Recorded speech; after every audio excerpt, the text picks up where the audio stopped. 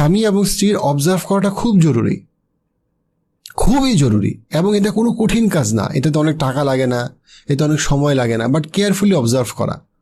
আপনার স্ত্রী একটা নতুন জামা পরলো, একটু অবজার্ভ করেন, একটা কমেন্ট করেন তোমাকে সুন্দর লাগতেছে, তোমাকে ডিফারেন্ট লাগতেছে।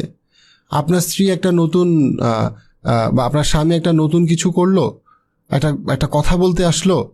ধরেন অনেক সময় কি হয় যে স্বামীদের, পার্টিকুলারলি স্বামীদের, প্রত্যেকটা পুরুষেরই এটা হয়, প্রত্যেকটা পুরুষেরই কিছু আজগুবি চিন্তা থাকে, আজগুবি বিজনেস প্ল্যান থাকে, যেগুলো সে জাস্ট চায় কেউ শুনুক।